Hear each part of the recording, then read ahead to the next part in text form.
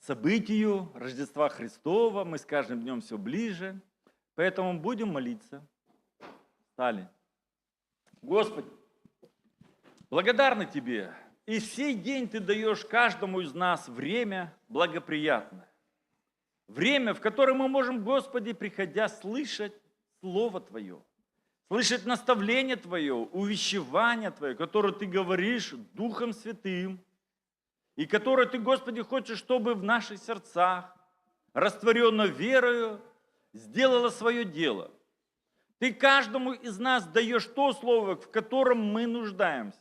Посему помоги нам быть внимательны к тому, что Ты говоришь каждому из нас. Сегодня мы видим, Боже, как много в этом мире лишает возможности человека. Суета, заботы и многие другие препятствия, которые охлаждают веру. Но Петр говорит, Иисус говорит Петру, что я молился о тебе, Петр, чтобы не оскудела вера твоя.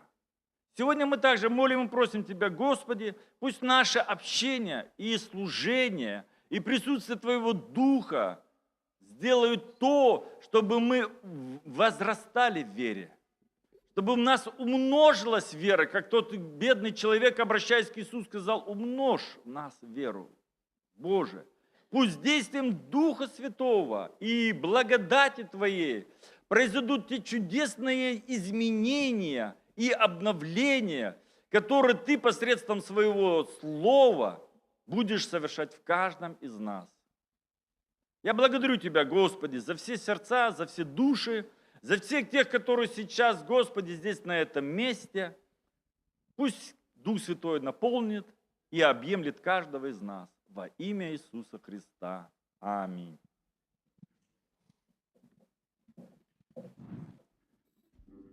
Войнёлем до новичку. Мир Божий, дорогая церковь. Мы начнем славить Господа. Псалом 116. Это в Библии. Правда, немножко здесь переиначен. Псалмопевец говорит, давайте хвалите Господа. Хвалите Господа все народы. Представляете, еврейский псалмопевец говорит, хвалите Господа все народы. Это уже такое пророчество для всех народов. Поэтому слава Богу за наши народы, за коми народ, за русский, за украинский народ. Слава Господу, что мы есть. И Господь да наполнит наши сердца Духом Святым, объединит нас в одно целое. И будем хвалить Его и славить Его. Он достоин всей славы. Аллилуйя.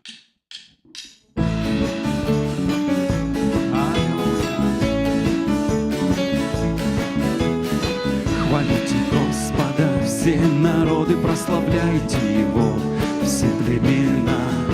Хвалите Господа, все народы, прославляйте Его, все племена. Ибо милость Его к нам велика, истина Господня вовек. Ибо милость Его к нам велика, истина Господня вовек. Аллилуйя, аллилуйя.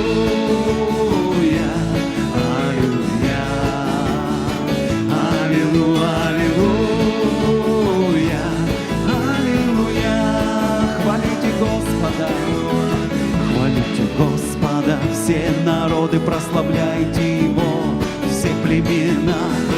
Хвалите Господа, все народы, прославляйте Его, все племена. Ибо милость Его к нам велика, истина Господня вовек.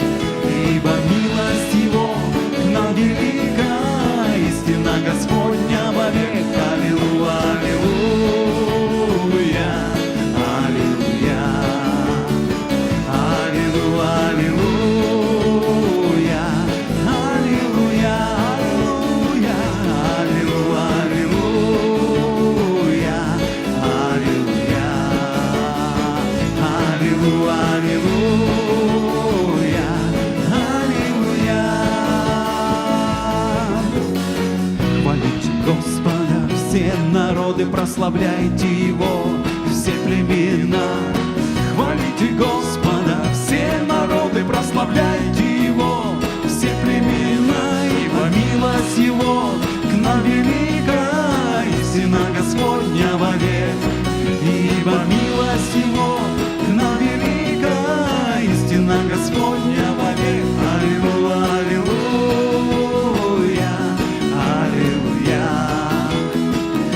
аллилуйя, аллилуйя, аллилуйя, аллилуйя, аллилуйя, аллилуйя,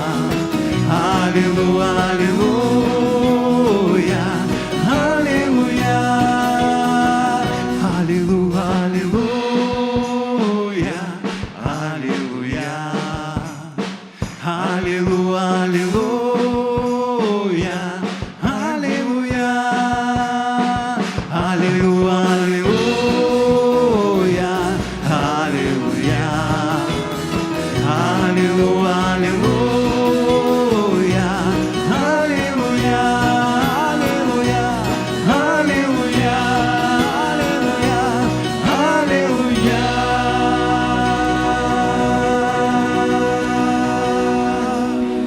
Слава Тебе, Господь.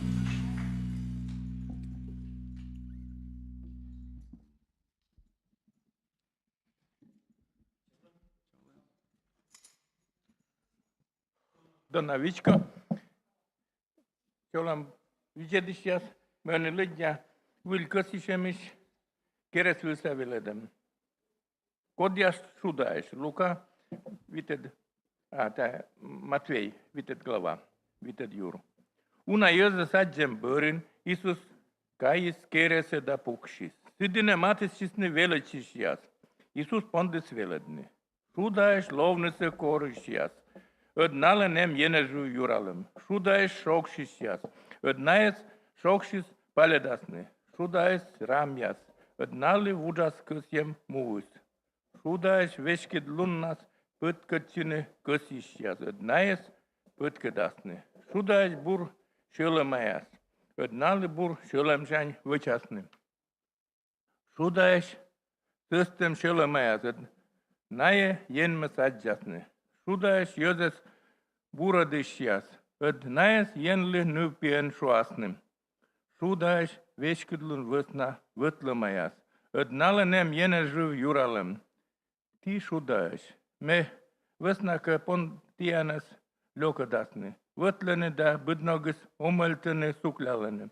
Долы да немкадяше од уджид тыр дон витчише тианас ене жас. Таджи Войдер чоч вытлисны пророк ясес. Ти мую гызыслен сов. Толыска воштас ашец вынса кыджис сиес быр толана свычан. Теки сиес нинем вылы ос шогм. Сиес тымын коиштаны ветлищас кокулы. Ти йозыслы югыд. Кересін сулалыш кароз вермы заявны. Östem бите Os puktene dozule, sie puktene bikok wille. Seki kerkaen jugudis budla veskale. Tajimed jugdasne tian jugudned. Medim Jözes adjasne tianlish bur vachemnete da oshkasne jenežu batnete. Аминь. Наш Господь, Он царь царей, Он пришел на эту землю, чтобы спасти всех нас, взять все наши грехи на себя. Он умер за нас. Мы славим, благодарим Его за все. Милостивый Господь, слава Тебе.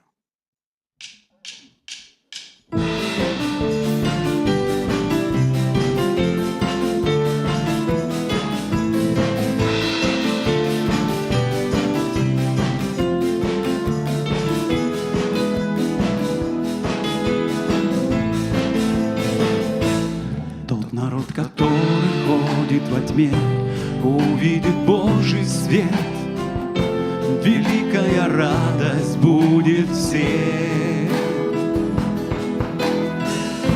Сын родился в городе Вифлеем, чудный царь нам дан, миру благословение.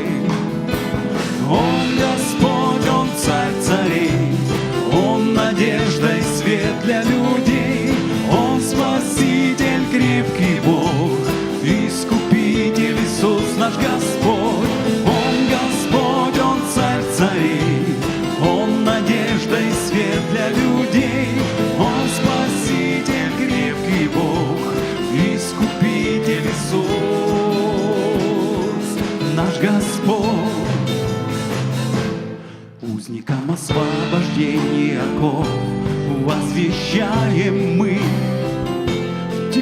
грехов нет власти и сил. Утешаем тех, кто сердцем скорбит, словом Господа приблизилось Царство Божье к нам. Он Господь, Он Царь царей, Он надежда и свет для людей, Он Спаситель, крепкий Бог, Искупитель Иисус наш Господь. Он Господь, Он Царь царей, Он надежда и свет для людей, Он Спаситель, крепкий Бог, Искупитель Иисус наш Господь. Он Господь, Он Царь царей, Он надежда и свет для людей, Он Спаситель, крепкий Бог, Искупитель Иисус наш Господь.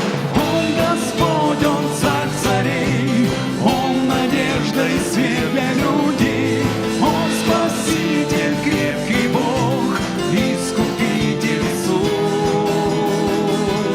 наш Господь.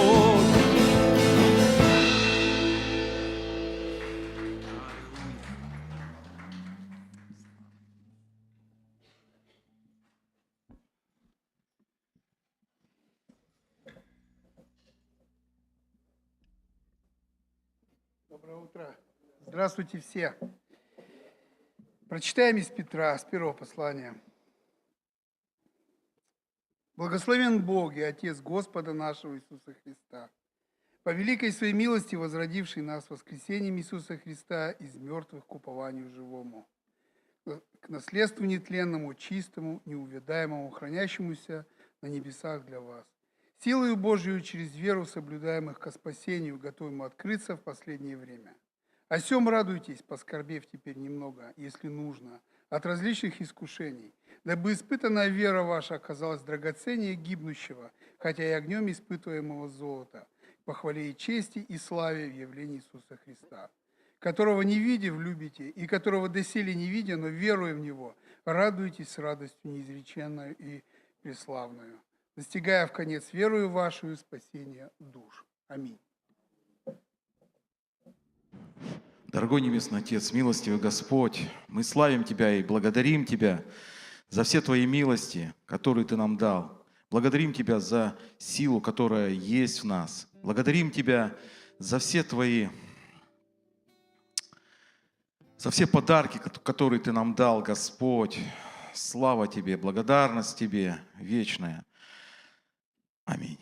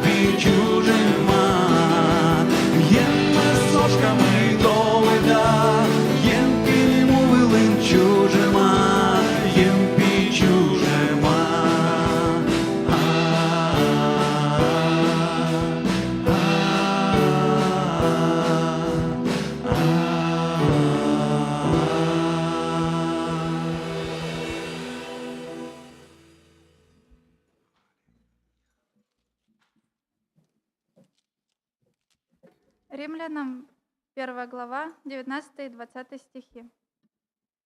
Ная тъдън ен йылыш, тъдны пожанаса, тая сналы ен мыс воштыс. Му пукшам шанис, ен ланстав вăчам торьеш, пожа аджины тыдавтамса. Ен лăș помтам вânsa, да сылăș ен малунса. Тавасна налы дорьешнăса, нинаман. Аминь. Дорогие братья и сестры, перед пожертвованиями хотел бы прочитать 2 стиха из 2 Коринфянам, 4 и 5 стихи. А вообще хотелось бы, чтобы вы дома прочитали 2 Коринфянам вот эту всю 8 главу и 9. Они весьма убедительно просили нас принять дар и участие их в служении святым.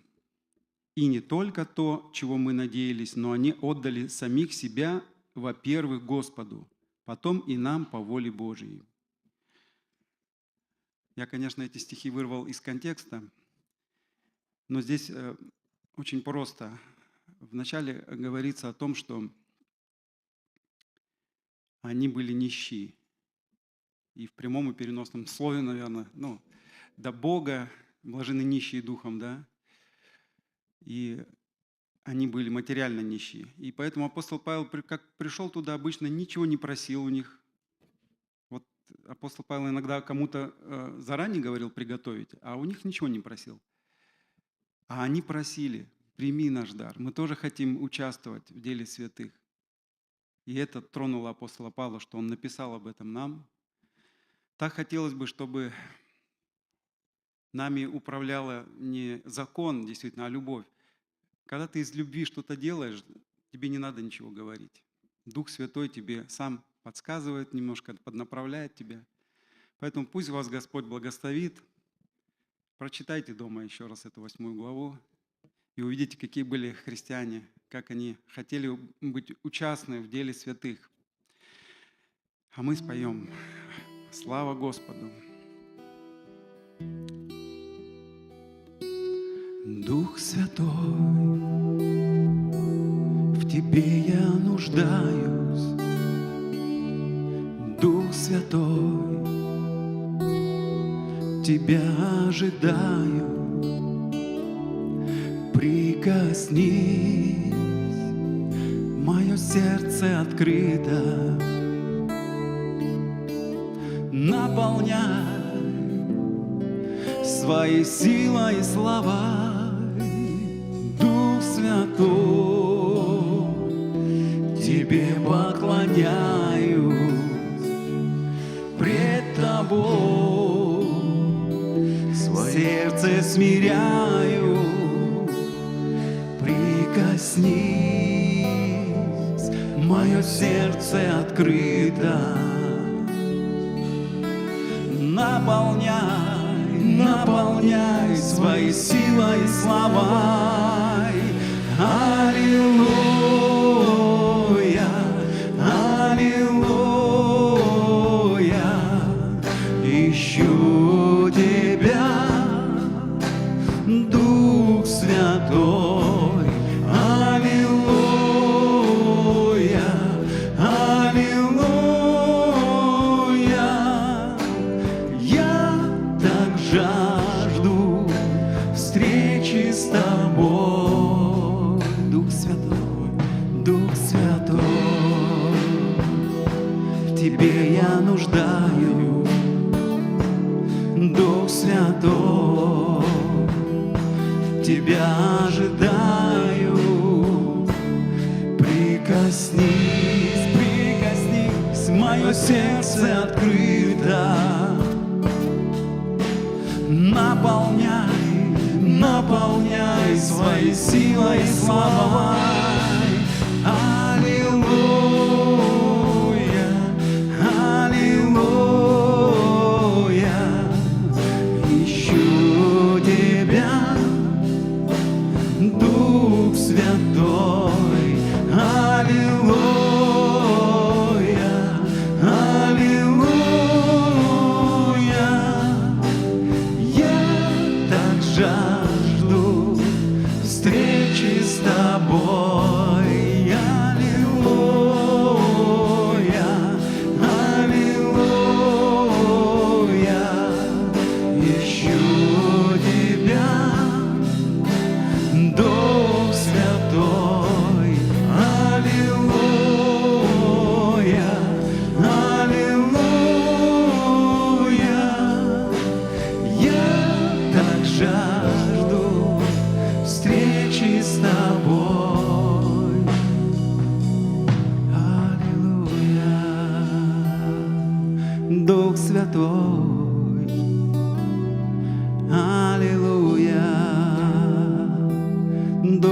Святой, прикоснись, мое сердце открыто. Наполняй, наполняй своей силой и славой. Аллилуйя,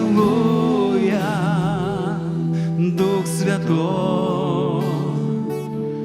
Аллилуйя, Дух Святой, прикоснись, мое сердце открыто. Наполняй, наполняй своей силой и славой. Аллилуйя, аллилуйя, ищу Тебя, Дух Святой. Аллилуйя, аллилуйя, я так жажду встречи с Тобой. Аллилуйя, аллилуйя,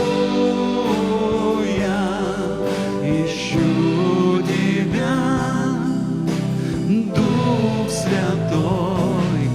Аллилуйя, аллилуйя, я так жажду встречи с Тобой.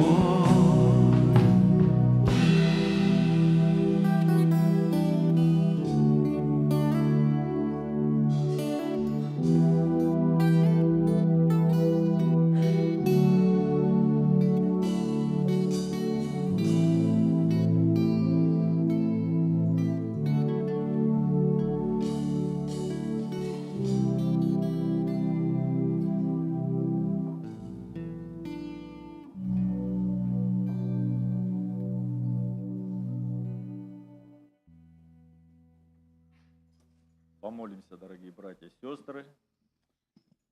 Отец, мы благодарны Тебе, что из Твоего источника мы сегодня каждый можем уделять по расположению сердца. Потому что Твое благословение, оно обогащает нас и дух, и материально. Мы благодарим Тебя, что мы можем также сегодня служить друг другу тем, что имеем. Спасибо Тебе за эти сердца открытые. Спасибо Тебе за то, что есть сердца жертвенные. Мы молим и просим Тебя, пусть все это будет направлено для того, чтобы прославлялось Твое имя, чтобы, Господь, были не забыты нуждающиеся, сироты, бедные, вдовы и прочие люди, нуждающие Твоей поддержки и помощи. Пусть все это, Господь, послужит во славу Твою, во имя Иисуса Христа. Аминь. Наши драгоценные жемчужинки, пожалуйста, на сцену. Прошу вас прославлять Бога.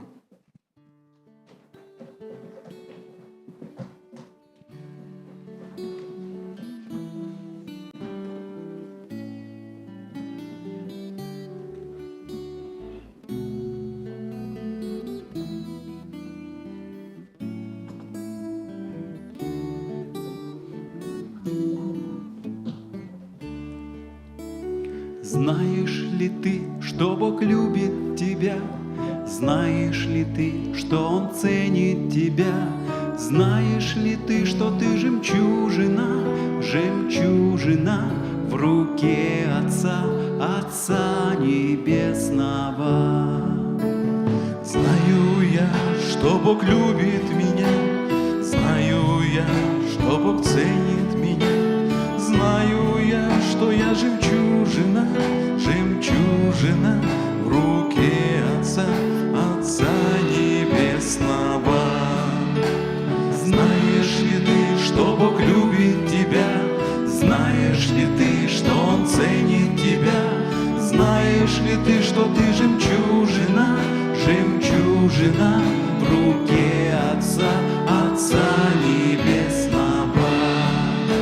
Знаю я, что Бог любит меня, знаю я, что Бог ценит меня, знаю я, что я жемчужина, жемчужина в руке Отца, Отца Небесного.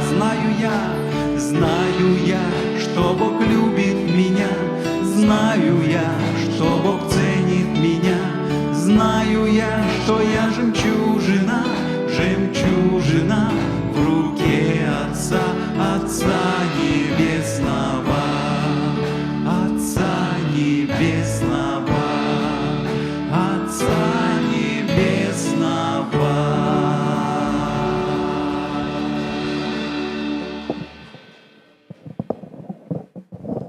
Аллилуйя.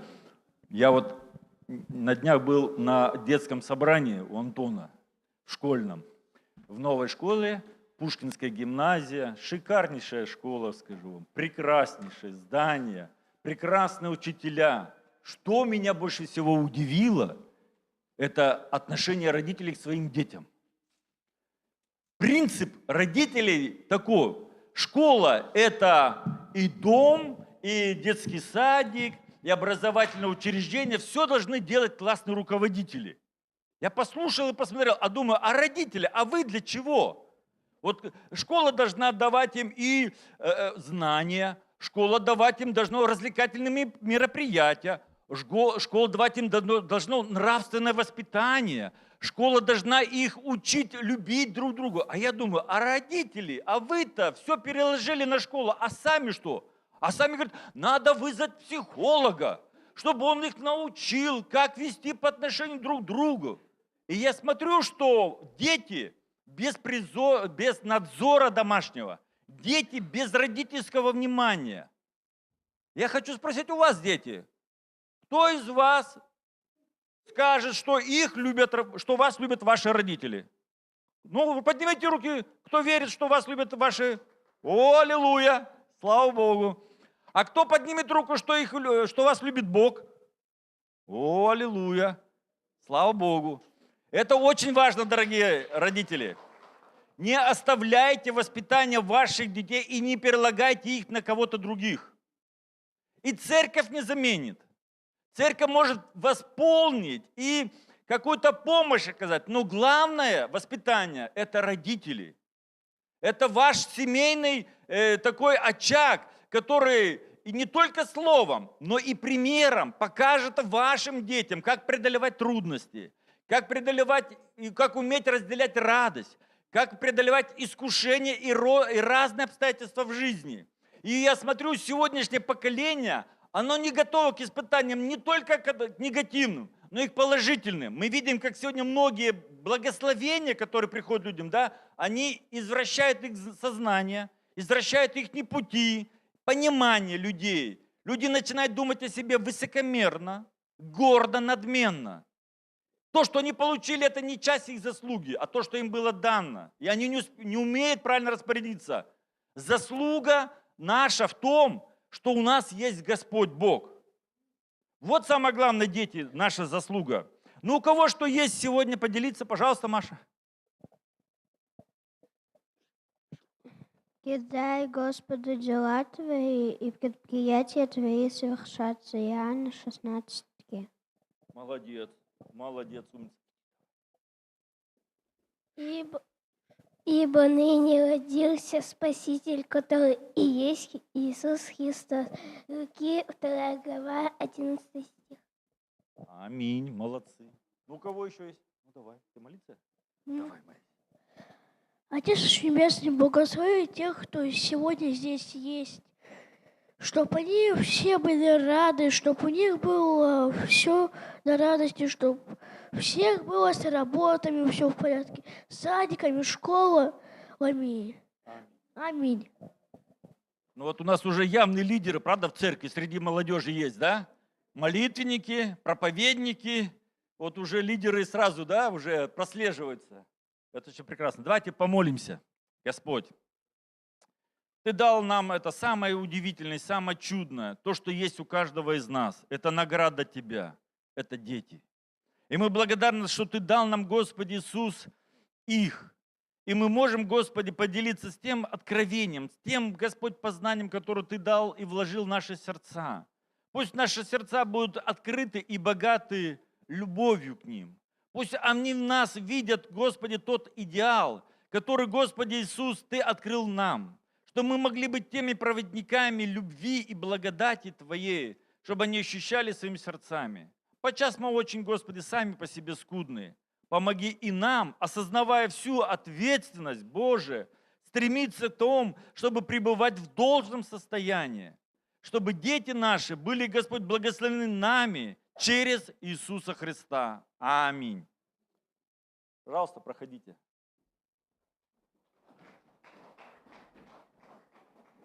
Там, если есть записки, пожалуйста, за нужды принесите.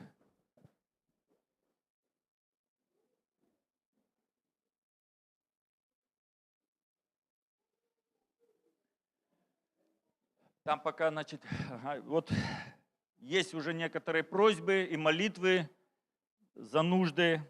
Вот Рима Павловна заболела у нее. Вот мне тут как бы записка написана «Спина». Помолимся за Риму Павловну. Также вот написано «Тимофей». Грипп. Очень коротко и ясно. Проблема и нужда. Также у нас Антон заболел. Вот.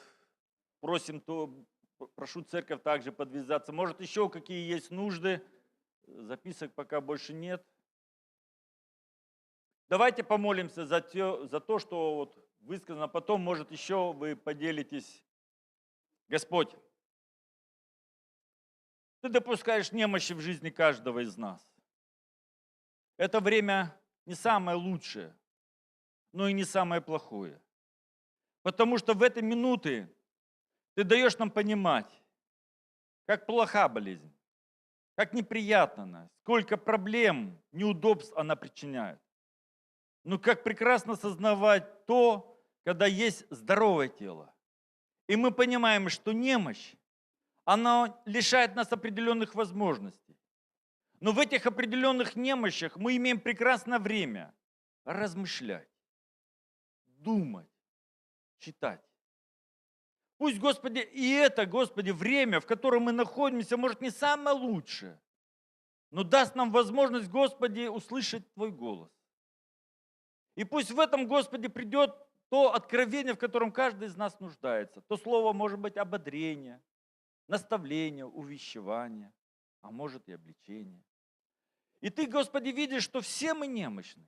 И мы молим, просим Тебя за Риму Павловну.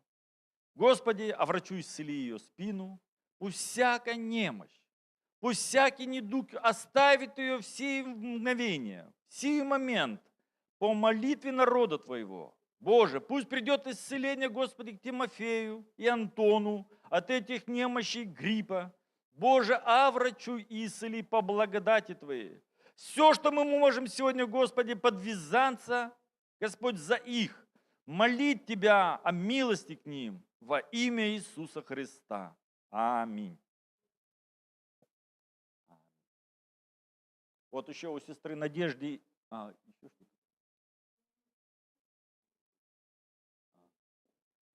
Вот еще сестра Надежда хотела посвидетельствовать. Пожалуйста, сестра Надя. Садимся. Я недолго, я хочу сказать большое спасибо за молитвы, потому что, когда ты болеешь, ваши молитвы, это очень ценно. Когда я попала в больницу после двухнедельного 39,5 температура, то есть она спадает, потом опять поднимается. Я хочу сказать, что я столько времени не проводила с Господом, наверное, очень давно. Я просто сползала с кровати, вставала на колени, молилась. Потому что другого выхода у меня не было, других сил у меня не было. Я только могла сползать с кровати и залезать на кровать. Все. Мне делали уколы, мне делали капельницы. Но Господь использует, я думаю, что даже в таком состоянии, как Павел говорит, когда я слаб, я силен. Поэтому я, как по своему обыкновению, всегда вижу людей и говорю: сколько вам лет? 72. А я смотрю уже, она просто собирается умирать, то есть она лежит. Я говорю: 72, так это нормально, это вообще только начало, а самой 39 температура, да? 72 по сравнению с вечностью — это ничто. Она на меня смотрит. Я говорю, вам пора вставать, кушать начинать, опускать ноги, начинать ходить. И она начала вставать, она начала опускать ноги. Правда, она уехала домой на коляске, но она с такой улыбкой помахала мне в ответ.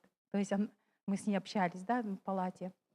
Мне запало на сердце 2 женщины там. Я со многими встречалась, со многими общалась. Знаете, там, когда заходишь в больницу, там дух смерти, это настолько чувствуется, потому что тебя настолько давит, потому что мы Божьи дети. И Божьи дети это очень чувствуется. И когда я зашла в палату, там была Елена, дух смерти. Я не могла понять, что с ней происходит. Она просто вот такого некрасивого цвета уже. Оказывается, она раково больная. У нее 6 детей. И самому маленькому 10 месяцев. Она передала своих детей там ДРБ, своих маленьких. Средние они там с папой с алкашом, а старшие уже постарше, где-то там отдельно еще живут. И знаете, она, оказывается, раково больная, у нее метастаз уже везде.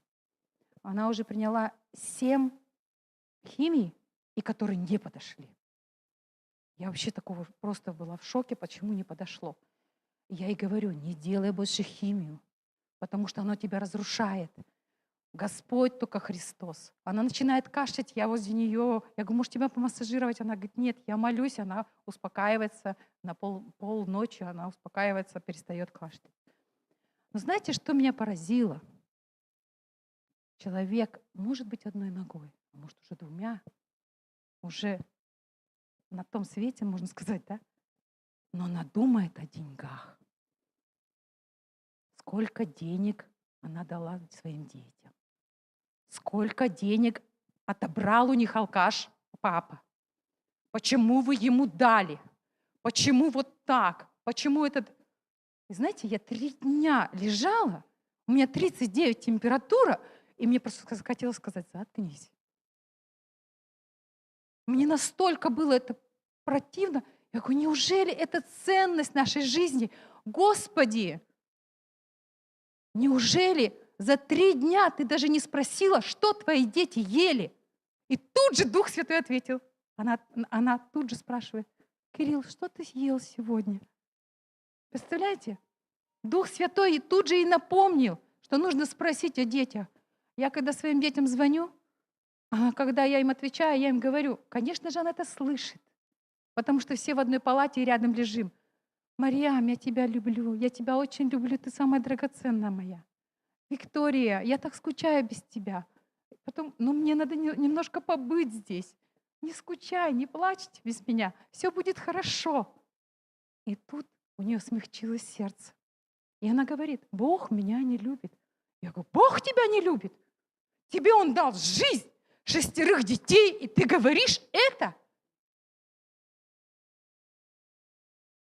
И она просто опешила.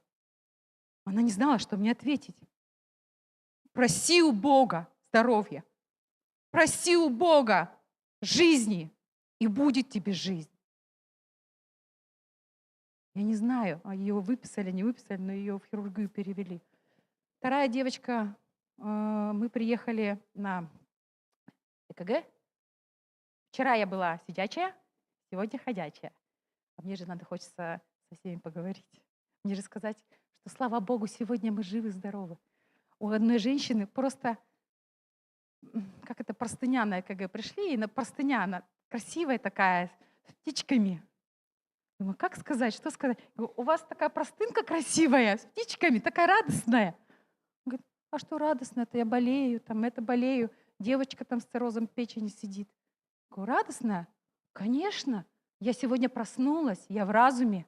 Я сегодня слышу, я сегодня вижу, сердце мое бьется. Что не радоваться? Я вчера была сидячая, сегодня ходячая. И она так раз, восстановить, по всему по-другому смотрит. А эта девочка говорит, вы хорошо сказали. Очень хорошо сказали. Я говорю, как тебя зовут? Аня, 33 года. Цирроз печени. У меня возраст Христа. Все-таки ты подумала о Христе. Хорошо. Я найду с тобой поговорить. Я молилась много дней. И на 7-е сутки, когда пришло время, что у меня температура спала, основная спала, там очень тяжело просто находиться, со всеми там, конечно, ходишь, улыбаешься, разговариваешь. Вчера только с мужчиной разговаривала, только порассуждали о Боге. Вечером уже его в реанимацию увезли, а послезавтра, на следующий день уже родственники его забирали. Поэтому настолько быстро там идет жизнь. И когда я говорю, надо мне с этой девочкой поговорить, и врачу говорю, выпишите меня уже. Да, у меня вчера 37 температура была, но я думаю, ты быстрее вылечись свои стены, то все равно быстрее. Спасибо вам, что вы меня подняли на ноги. Теперь я уже могу ходить, теперь я уже могу дышать, теперь я могу уже делать свои дела. И он говорит, хорошо, под вашу ответственность, чтобы вы дальше продолжили лечение, я вас выписываю. Но выписка будет 3 часа дня, а время еще только 11. Хорошо. Обход прошел, я такая иду в палату, где Аня. Говорю, Ань, мне надо с тобой поговорить. Очень нужно поговорить. И когда она вышла, я ей говорю, вот ты в таком положении, сейчас нужен просто выбор. Или ты сейчас выбираешь Христа и выбираешь жизнь, или ты просто уходишь, а третьего-то места не дано. И она говорит, да, с циррозом печени не живут. Я говорю, живут. У меня есть подруга, которой 3 дня сказали, что она только всего будет 3 дня жить. А она в 16 уже живет. И радуется. А все почему? Потому что она выбрала жизнь. И мы с ней поговорили. Она отдала свое сердце Христу. Я помолилась за нее. Потом там есть возрождение, эти листовки. Я говорю, ты, пожалуйста, когда выпишешься, постарайся здесь долечиться до конца. И когда ты выпишешься, обязательно обратись там, где тебе помогут. Пожалуйста, не возвращайся, откуда ты пришла. Я, конечно, за нее молюсь очень сильно, пишу смс-ки, что Господь жив, что все время поддерживаю ее. Знаете, что произошло? Время было, даже еще часа не было. Я прихожу в палату, мне бросают мое пальто, мои сапоги и выписку. Вон отсюда. Хватит. Ты тут поворошила уже все. А я такая думаю, слава Богу, вышла на улицу минус 17, а я сейчас чувствую себя такой здоровой. Да, нету сил, но такая здоровая, такая счастливая. Слава Богу, потому что Господь со мной. И в такое время был. И я просто благодарна, особенно братьям. Знаете, такой был момент в среду, так было плохо вечером. И вдруг такой свет, такой мир пришел в сердце. И пришла смс-ка. Братья, Гена, там Юра, там еще кто-то там. Мне Иван пишет, что передавали привет и молились за тебя. И каждая молитва, которая произнесена за больного, каждая молитва, которая произнесена за нужды какие-то, они услышаны, и Господь дает ответ. И действительно, слава Богу, спасибо вам большое.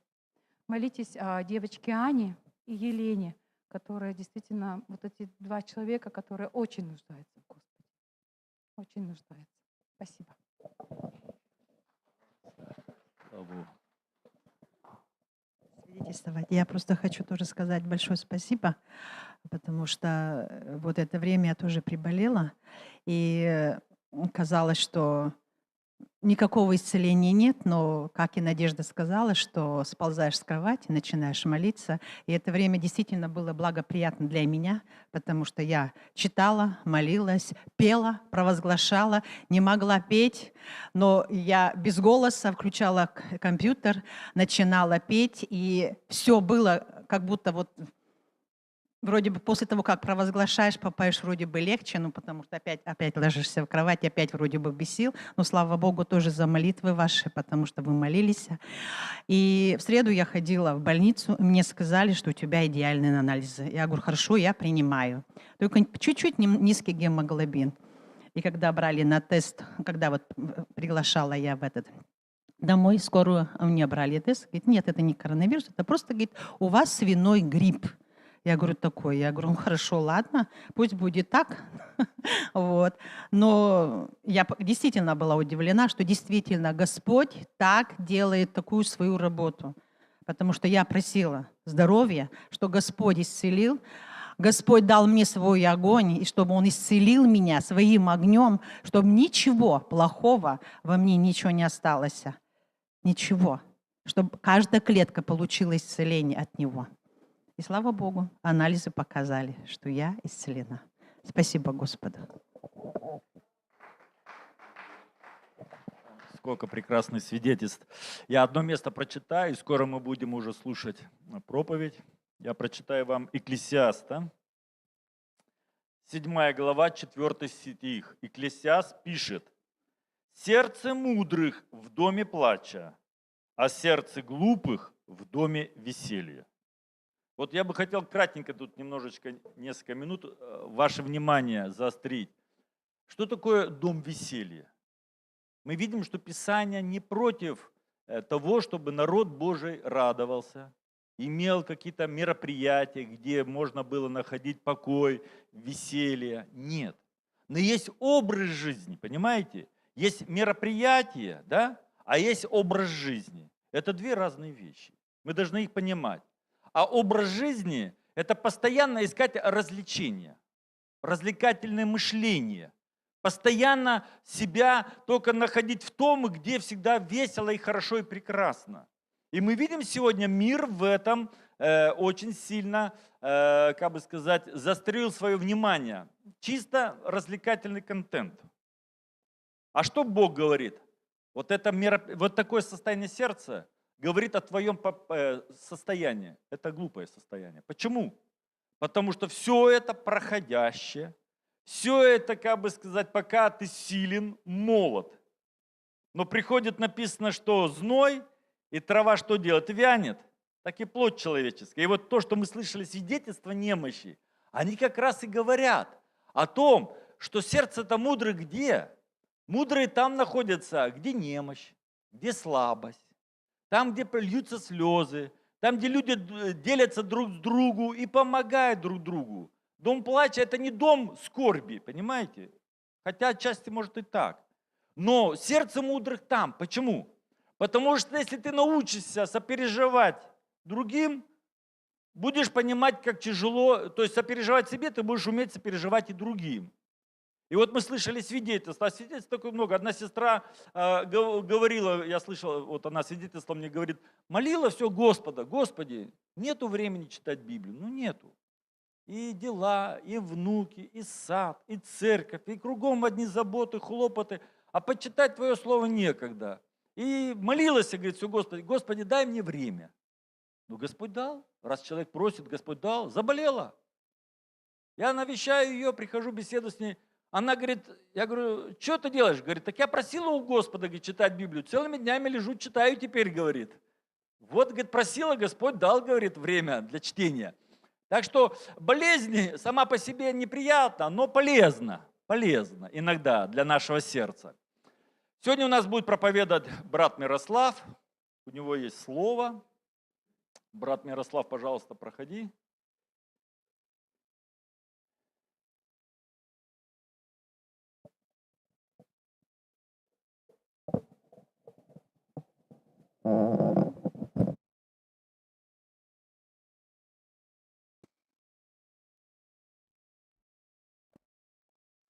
Слава Богу, всех вас приветствую, любовью Иисуса Христа. Рад вас видеть сегодня, что вы здоровы, что вы смогли прийти, потому что многих по болезни нет. Сегодня такая ситуация, она во многих городах сейчас России. Я вот сейчас приехал с Воркуты, Ухту также посещал. И сегодня одна похожая ситуация, много людей болеют верующие люди, дети болеют. В школах Воркуты и частично Ухты уже карантин. У нас еще как-то Сыктывкар держится удивительно, хотя мои дети, кроме младшего, все переболели. И в их классах тоже много детей отсутствует, но тем не менее почему-то карантин не объявляют. Ну, может быть, это есть благо для наших детей, чтобы они доучились нормально эту четверть. Вот. Ну и, конечно, мы знаем средства от гриппа. Вот, от любого. Опять удивлен, что свиной грипп опять. Еще фантазия у фармакологов закончилась. Уже могли бы там грипп кенгуру назвать, еще как-нибудь. Столько животных. Нет, опять свиной. Как-то уже неинтересно. Вот. Это ж чем новее грипп, тем новее лекарства и лучше, эффективнее. Продавать удобнее. Ну, видимо, еще те не продали.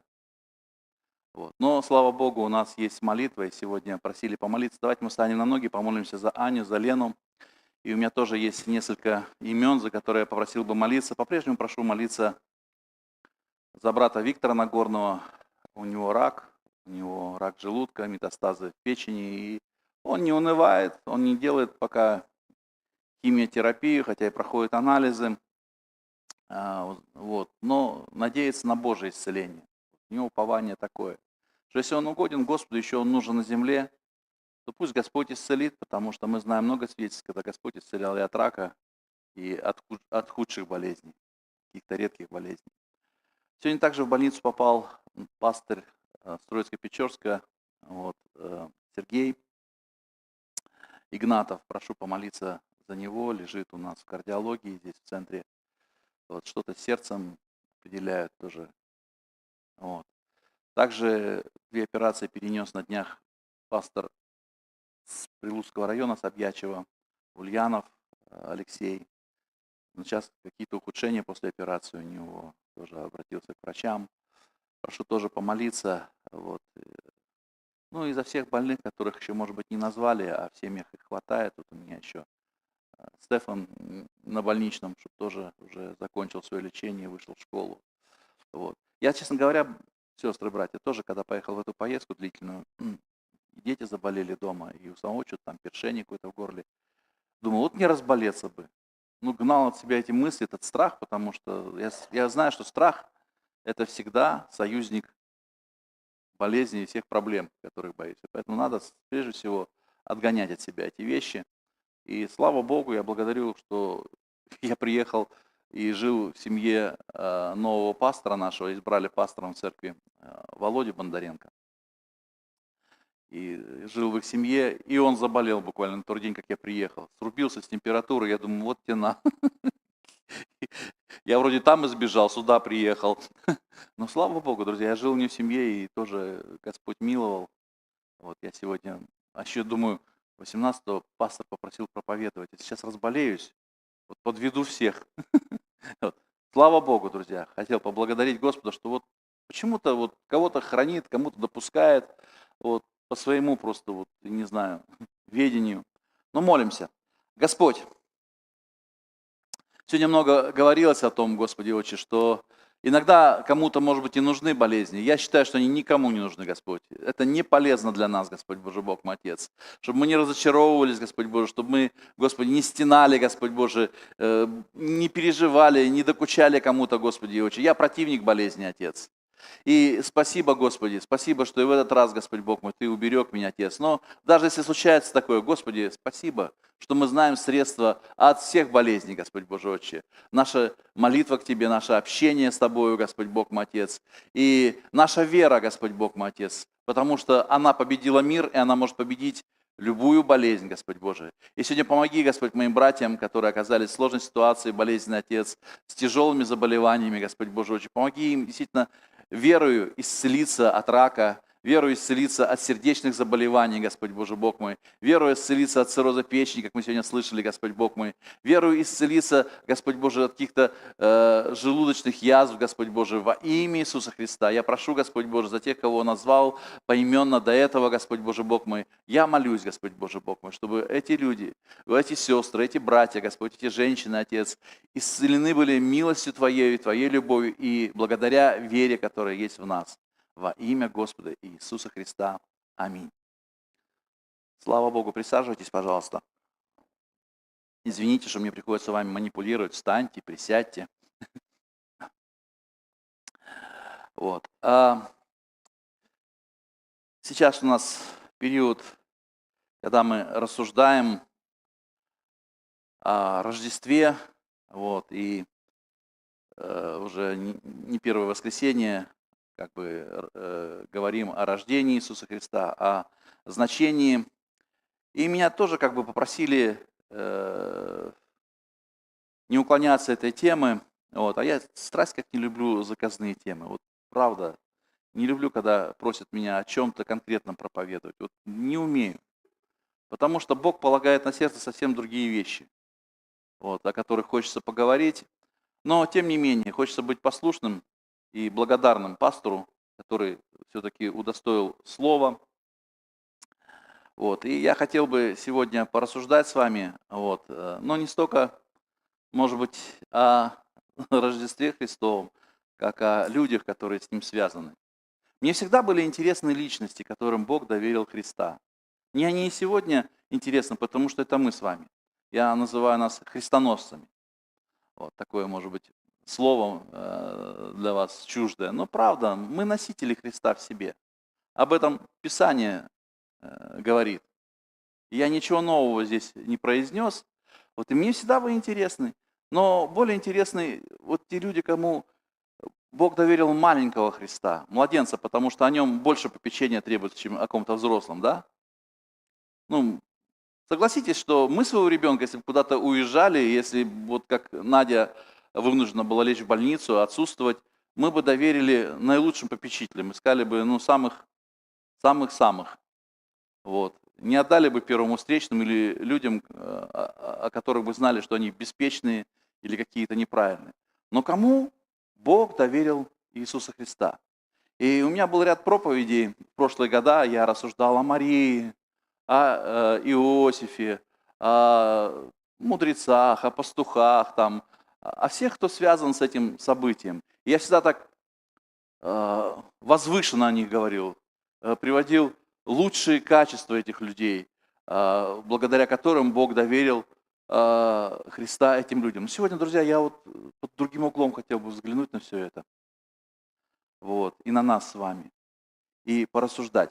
Я хотел бы открыть первое послание Тимофею, 3 главу, и прочитать последних 3 стиха.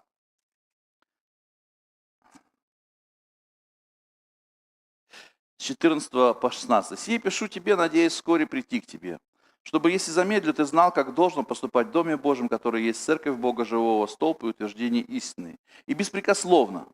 Великое благочестие тайна. Бог явился во плоти, оправдал себя в духе, показал себя ангелом, проповедан в народах, принят верою в мире, вознесся во славе».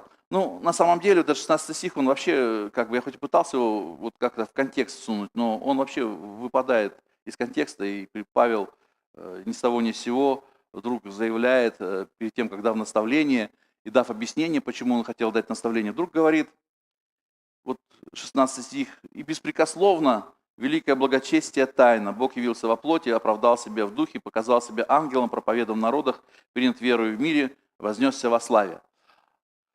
Вы знаете, вот очень трудно объяснить этот стих, что имел в виду апостол Павел. Ну, на самом деле. Я как не пытался его глубоко понять, я только вижу какие-то поверхностные вещи. Но даже то поверхностное, что я вижу, оно как бы будоражит мое сознание. В том плане, что Павел, во-первых, говорит, что что такое благочестие? Помните, пастор давал нам задание истолковать слово благочестие. Я не помню, проверил он домашнее задание или нет. Оценки поставил или нет, не помню.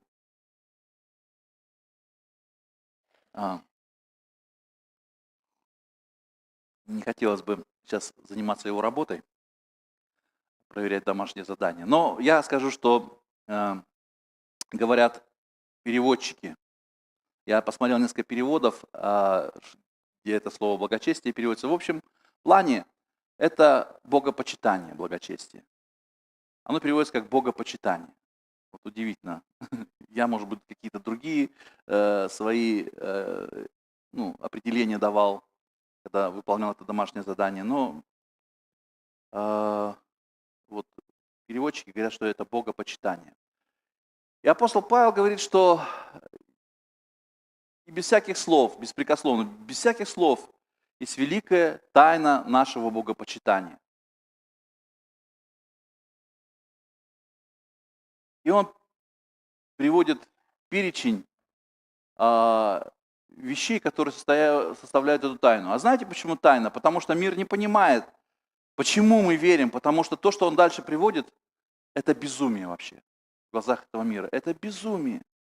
Самым великим безумием для эллинов и всего эллинистического сознания того мира, а это как раз весь тогда передовой мир, он жил этим эллинистическим сознанием, это эллинистической философией, что Бог не может быть во плоти, это обязательно дух, это духовность существует, что плоть, саркс, греческое слово, оно вообще греховно, оно ничтожно и ценен только дух.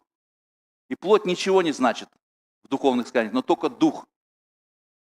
И вы знаете, что в то время гностические мировоззрения, они имели высокий вес, и поэтому для гностиков это было безумие. И большой опасностью для христианства как раз были гностики, которые входили в христианский круг и пытались разрушить веру вот своим мировоззрением.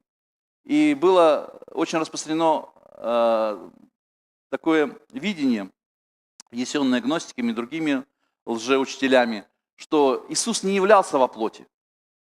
Этого не может быть. Это противно здравому смыслу, потому что плоть греховна по своей сути. Поэтому Христос являлся только в духе, и виден был как в духе, и прочие вещи, которые утверждали, и, как бы, следуя моде той философии, люди начинали сомневаться, так это или нет. И поэтому Павел пишет, что это тайна для этих людей, они не могут понять, но Христос пришел во плоти. Это истина, и мы в это верим. Спасибо Господу, что мы сегодня не живем в том мировоззрении, и сегодня оно не превалирует в сознании всех людей. Сегодня я даже, когда был неверующим, для меня не являлось каким-то безумием, что Бог может быть во плоти. Нормально, потому что уже нет этого течения, мода меняется, мнения меняются, философии меняются. Да и христианство разрушило многие философии. Мы с вами счастливые люди, потому что мы родились в эпоху, когда христианство, оно уже завоевало умы, не говорю большего числа людей, но большого числа людей. И много уже христианских философов. И сегодня философия не является каким-то чуждой наукой, потому что наши братья заканчивают философские факультеты в РХГА, других престижных вузах. И получая доктора философских наук, они тем не менее не перестают быть христианами, потому что вся философия, что такое философия? Любовь к знанию переводится. И их любовь, она не изменилась, к знанию и познанию Бога соотносится. И плюс учитывают чужие мнения, чтобы на фоне этих мнений рассуждать о Боге и разрушать вещи, которые не соответствуют знанию о Боге. Все пленяем послушанию Христу, любое познание. Но для того времени, я повторюсь, это было полным безумием. Притом, он дальше продолжает, он пришел во плоть, но тем не менее оправдал себя в духе. Оправдать себя в духе можно только когда ты дух бестелесный. Но он смог оправдать себя в духе и показать, что все-таки он духовен, благодаря той истине, которую он преподавал, и благодаря тем действиям, которые духовные он производил, исцеляя людей, воскрешая людей, явил себя ангелом, то есть ангелы видели его. Безумие, потому что это богопротивно, плоть, и ангелы ничего общего с этим не хотят иметь. А он имел общение с ангелами, и ангелы видели, он был в этом ангельском мире, и они не посчитали его чуждым. Я немножко перевожу то, что я понимаю из этого контекста. И дальше он говорит, проповедан в народах. А вот это касается иудейского мировоззрения, которые точно знали, что их Мессия никак не принадлежит другим народам. Если он придет, то только для Израиля. Это было безумием для иудеев. Тайной. Другими словами. Они не могли своим умом и своим мировоззрением вторгнуться в эту тайну, потому что оно стояло стеной между ними и богопознанием истины. Они считали, он только придет для спасения Израиля. И только Израиль, единственный Богом любимый народ, достойный его внимания. И последнее, о чем он говорит, принят верою в мире. Вообще принимать что-то на веру – это наивысшая степень глупости. Должны быть аргументы, факты и доказательства, чтобы что-то воспринять. Для Израиля это был закон и видимые вещи, которым они поклонялись, и для любой другой религии. Всегда существовали дополнительные вещи, которые должны присутствовать. И знаете, сегодня, к сожалению, мы тоже обрастаем, наше христианство обрастает этими вещами какими-то. Кресты в церквях, там еще какие-то атрибуты. Знаете, когда я благовествую людям православным о Христе, некоторые из них говорят: а что-то у тебя у самого-то крестика нету, креста на тебе нету. То есть для них уже в их сознании мое христианство, оно должно еще сочетаться с тем, что я крестик ношу, с тем, что я в православную церковь вхожу, и с тем, с чем я должен к иконам быть привязан и прочим. Вещи, которые непременно в их сознании должны быть связаны с моим богопочитанием. Не просто вера, ее одной недостаточно.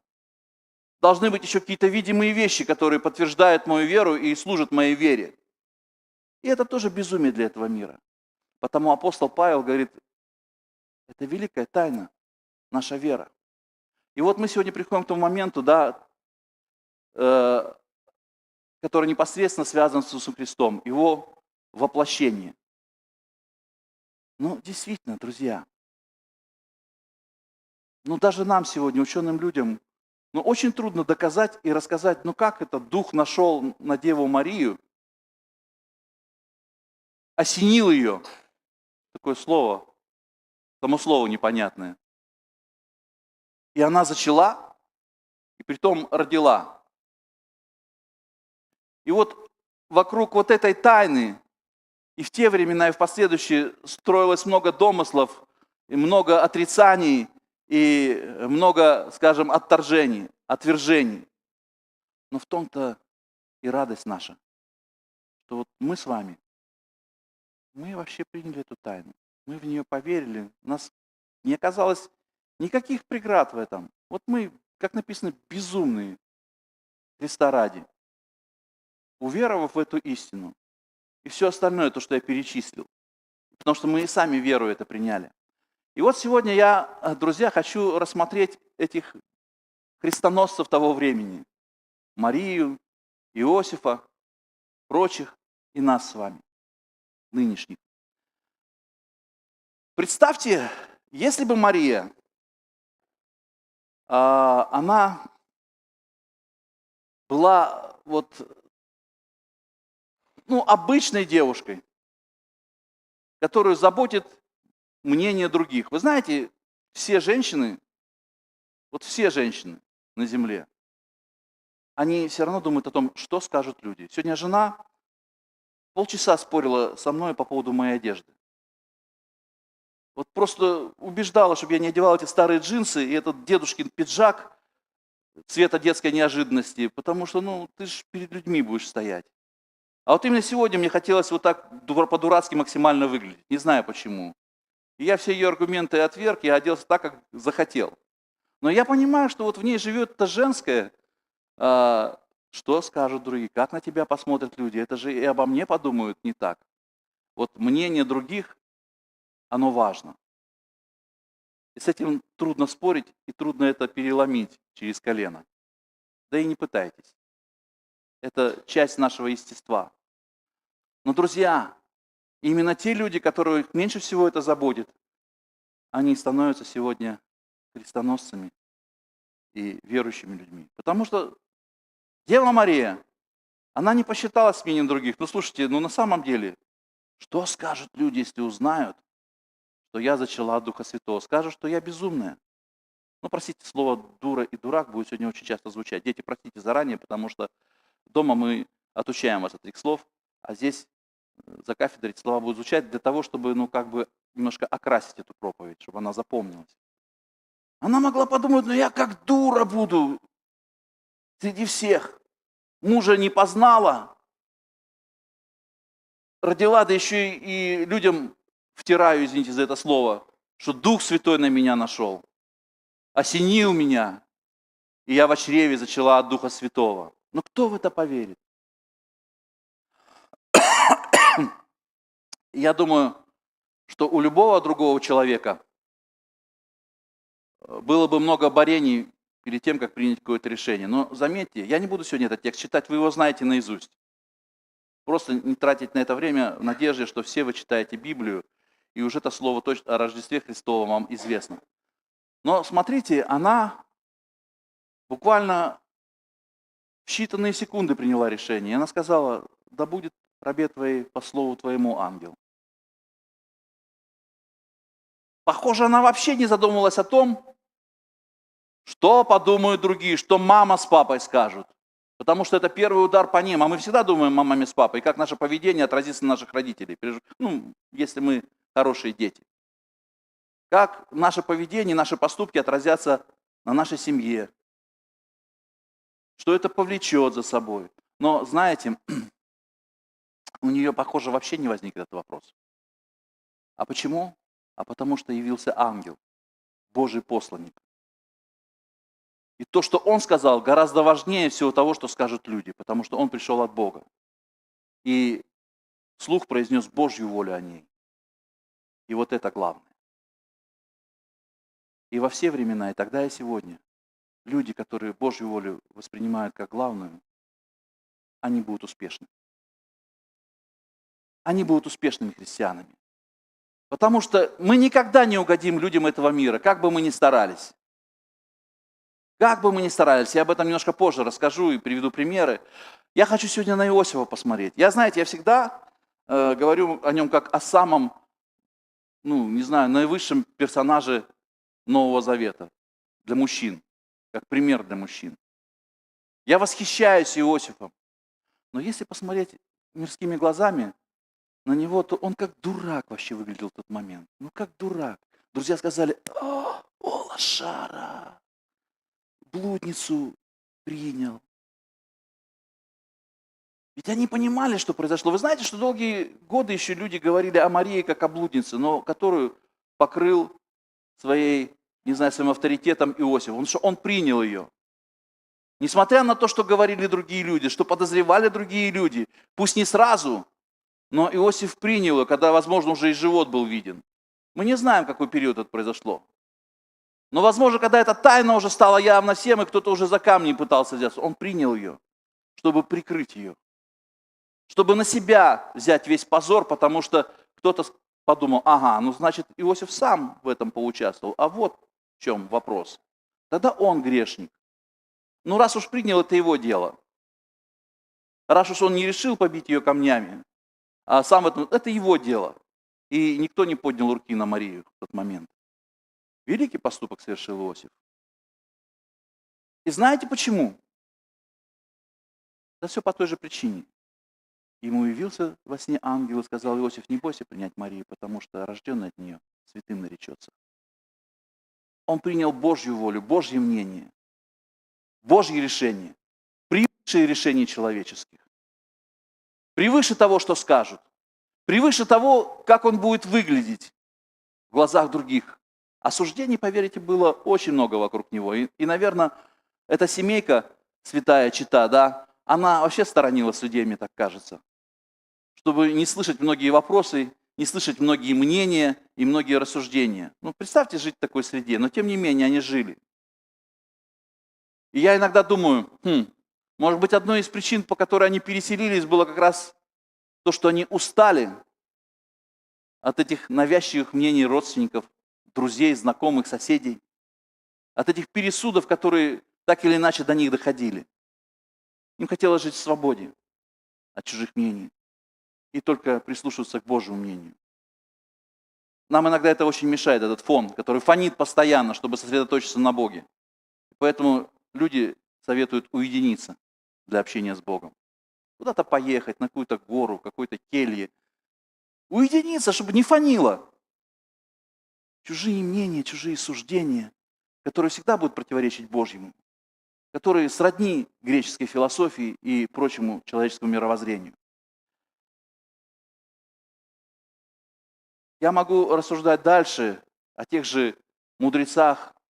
Знаете, как бы там ни говорили, но они были весьма значимыми людьми в своем обществе. И в основном, я изучал этот вопрос, вот эти волхвы, мудрецы, это были люди, которые были при дворцах царей. Это были самые первые советники в дворцах царей. Ни одно жертвоприношение не производилось царями в их отсутствие. Настолько они были важными, ценными. И вдруг эти люди, увидев какую-то звезду, бросили это привычное для них окружение, благоволение своих царей, покровителей, отпустились в какой-то дальний путь, идя за какой-то звездой, неизвестно какому младенцу поклониться. Безумие. Я уж не знаю, что там при дворце о них говорили, но они пошли. Они пошли, потому что получили в сердце откровение. И это было Божье откровение, и оно было превалирующим в их сознании. И они, не сговаривавшись, наверное, получили его, и потому и объединились вместе, потому что получили его, может быть, в разное время, разным образом, но тем не менее их была целая группа, они были единомышленники. Знаете, то суждение, что их было трое, это человеческое опять. Потому что в человеческом сознании очень трудно понять, что их могло быть больше, чем трое таких дурачков. Ну, простите за это слово еще раз, буду его говорить. А может быть, их было 15, а может быть 20. Вы можете себе представить и поверить в это? Но вот в нашем сознании до нас донесено, что их было трое, и даже имена им придумали. Вот. Хотя, это вымысел, не более. И вот нам все время рисуют троих мудрецов на верблюдах и прочее. Да, может быть, их было гораздо больше. Я почему-то склонен верить, что Бог мог дать откровение большему числу мудрых людей. Они потому и мудрые, что Бога послушались. И пришли и поклонились младенцу, и сделали то, что Бог положил в их сердце. Взять пастухов. Знаете, я вам скажу, это не просто так. Пасти чужих овец. Это великая ответственность. И нам часто притчи говорят об этом, что даже ради одной овцы он идет, да не потому, что он любит эту овцу, а потому что снимут стружку за чужую овцу. И он бросает 99, ищет ту, потому что спросят. Спросят, потому что в те времена пастуху нужно было доказательство принести, хотя бы обглоданную кость. И показать, что зверь растерзал, а не сам ты ее втихаря съел на ужин. И вот они и шли по горам, по обрывам искать эти останки или, в лучшем случае, найти живую овцу, чтобы исполнить свой долг, чтобы, не дай Бог, не потерять авторитет в глазах хозяев этих животных. Потому что авторитет рабочего человека, он очень важен. Вы это знаете, бизнесмены. Поэтому старайтесь лучшим образом работать, делать свои дела, вести свой бизнес, чтобы не потерять авторитет, чтобы вас и в следующий раз заказали, дали вам работу. Они жили тем же мировоззрением, у них были те же самые вопросы. Не потерять авторитет, чтобы никто не подверг сомнению их профпригодность, о чем сегодня так много говорится. Но они как дураки бросили стадо, поверили вот этому, знаете, безумию, видению, которое там им приключилось. И пошли, поперлись куда-то, знаете, неизвестно куда, но тем не менее нашли и поклонились младенцу. Ну, простите, в глазах людей того времени, да, может быть, нынешнего, это выглядело бы так. Да тебе завтра работу никто не даст. Вот это важно, чем ты кормить детей будешь. Вот что сегодня мир вопит в твои уши. Чем ты семью прокормишь? Мирослав, как ты без работы обходишься в Сыктывкаре? Чем семью? Как тебе жена вообще терпит? Я зашел к своему работнику на прежнюю работу в эту поездку. Он говорит: Мирослав, ну как там у тебя? Ну вот что, занимаюсь своим любимым делом. Служу Богу. Он: вот ты даешь. Вот человек, который сейчас на твоем месте работает, он зарабатывает 70 тысяч. Ты бы сейчас зарабатывал больше, потому что у тебя была полная выслуга, ты бы сейчас под 100 тысяч зарабатывал бы. И все ради чего? Все ради чего? Детей кормить надо. Чтобы жене в глаза смотреть, жить надо и работать. И знаешь, такую лекцию мне прочитал. И, конечно, сижу там, потупив это самое. Взор в пол. Ну что, какой аргумент я могу этому человеку привести, для которого Бог не ценность? И отчасти он прав. Отчасти он прав, я понимаю, и внутренне я нуждаюсь в такой работе, которая не мешала бы моему служению. Ну, пока в поисках. Вот. Но тем не менее, друзья, если бы я постоянно прислушивался к этим мнениям, да не было никакого служения сегодня. И вы сегодня, многие, без серьезного служения, простите, я буду сегодня говорить правду, многие христиане сегодня, потому что мир сегодня в наши уши говорит именно эти вещи. На первом месте семья должна быть у тебя и ее обеспечение. И трудно с этим поспорить. Ну а если Господь скажет, езжай в Африку, я нахожу тебя способным для этого, что ты возразишь? Но если ты привык возражать по мелочам Богу, прислушиваясь к мнению этого мира, то и в большом каком-то поручении ты тоже окажешься в том же положении. Ну, простите, это так. Я просто, друзья, вот сегодня привожу к примерам, я просто это вижу в повседневной жизни христиан. Меня это, уже не огорчает, потому что я понимаю, что Бог об этом предупреждал. Он это видел. К этому тоже нужно прислушаться. Знаете, у нас хорошие люди, очень хорошие. Как люди, они хорошие. Вот. Люди, ходящие в церковь в Воркуте. Но у них есть вещь, которую я никак не мог переломить, повлиять на это и согласиться с этим. Вот знаете, они когда праздники устраивают, свадьбы, сами не пьют, потому что они христиане, но обязательно купят водку для своих родственников. Потому что, а что родственники скажут? Ничего себе. Это же родственники, вот ради них. Я никак понять это мог. Да какая разница, что подумают родственники? Да может быть и лучше, чтобы они увидели, что вы водкой их не поете. Хоть раз хорошо о вас, может быть, сказали. Вот это нормальные люди, сами не пьют и нам травиться не дают. Может быть, так, наконец, о вас заговорили. А ведь наверняка говорят, сами не пьют, а нас-то спаивают. Во христиане. Вот люди. Это такой один пример. А сколько таких примеров?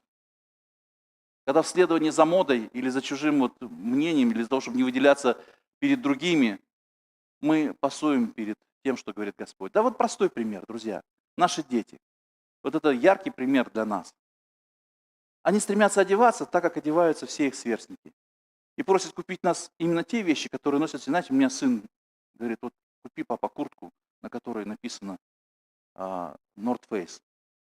Я такой, фирма-то дорогущая. Но она удобная, эта одежда. В принципе, вкус у человека есть. Я ценю, что у него есть вкус. Он как бы обладает вкусом, ему не все равно, как он выглядит, да. Но, а потом я пригляделся на улицах, так вся молодежь ходит, и у них North Face у всех. Причем китайского производства, очень низкого качества. Но North Face – это модно сейчас. И вот это следование моде сегодня, она, к сожалению, и у наших детей никуда не деться. Я был на родительском собрании, правда, не в лучшей школе города, а такой обыкновенный. И там обыкновенный классный руководитель говорит, слушай, я вот просто смотрю на наших девочек, но это просто, говорит, вьетнамские гастарбайтеры. Только не хватает вот этих шапок вот этих. Как они называются, эти шапки, не знаю. Ну, вы поняли, что имеют, такие конусообразные, большие, на лямочках. Образ бы уже был, тогда уже полностью был бы закончен. А так вот в этих, говорит, штанах широких, и вот с пупками, и все вот одинаково, все одинаково выглядят. Все одинаково выглядят. Я думаю, так всегда и было. Я вспоминаю свое юношество, да так и было. Все вот с этими начесами были, вот с такими губами, глазищами на дискотеке приходили. И тоже в одинаковой одежде. Поэтому все равно было с кем уйти из дискотеки. Все одинаковые. И мышление одинаковое. Все, простите, блондинки по своему мышлению. Ничего не меняется. Но я хочу сегодня сказать, а знаете ли вы, что настоящий фурор в моде произвели те люди, которые выбивались за рамки общего мышления и видения? Потому и мода появлялась, что кто-то рисковал выйти не так одетым, как все остальные. Они задавали моду. И сегодня люди являются выдающимися только лишь потому, что выбиваются за рамки чужих представлений со своими идеями, своими мыслями. Илон Маск потому и известен сегодня, как Илон Маск. Потому что он смог предложить миру то, чего другой не мог предложить. И прочие люди, Менделеевы, прочие наши первооткрыватели, они всегда выбирались за рамки чужих представлений, чужих мнений, да им было наплевать. Им важна была сама идея, ради которой они двигались, и которой посвящали свою жизнь. И многие отдавали свою жизнь за какую-то идею, за какое-то видение. И только потом это было оправдано, когда они видели, что их открытие, их жизнь была отдана не напрасно, были открыты многие континенты, несмотря на их смерть преждевременную где-то там в полярных. И прочие открытия сделаны, и прочие медицинские лекарства открыты, потому что они на себе их испробовали. Люди, которые не боялись выйти за рамки общепринятых каких-то вещей, ему заключений. И вот сегодня Бог ищет таких людей среди нас. Он ищет среди христиан уже. Мы уже в отдельный клан собраны, но еще среди нас нужно найти людей, которые не побоятся. Не побоятся чужого мнения, тех же христиан рядом сидящих, которые сидят, говорят, сиди, не дергайся, сиди, не высовывайся. Что тебе больше всех надо? Выскочка. Не побояться осуждения учителей, сверстников. Знаете, обидно. Идешь по улице, детей с детьми, и у тебя в кармане есть Евангелие, ты желаешь раздавать. Как только начинаешь раздавать, дети где-то уже на полкилометра от тебя идут. И я понимаю, почему. Я понимаю, почему это происходит. Вот. Но я не могу это преломить, даже как бы осуждая это или, может быть, негодуя на это. Я понимаю, что если не будет возрождения свыше в наших детях, ничего не придет. Если не будет в сердце богопочитание настоящее, истинное, богобоязнь и богопочитание, больше, чем людей, ничего не поменяется. И нечего их осуждать. И нечего христиан гнобить в церкви, обвиняя их в этих вещах. Я не хочу сегодня этим заниматься. Я просто скажу, что если это не пришло уже в вашу жизнь, в начале вашего пути, то трудно сейчас этого добиться. Мы уже закостенели в этом. И сегодня мнение этого мира и мнение таких же средних христиан, оно превалирует в вашей жизни, то бесполезно докричаться с кафедры. Как бы ты по-дурацки не одевался, чтобы доказать эту истину.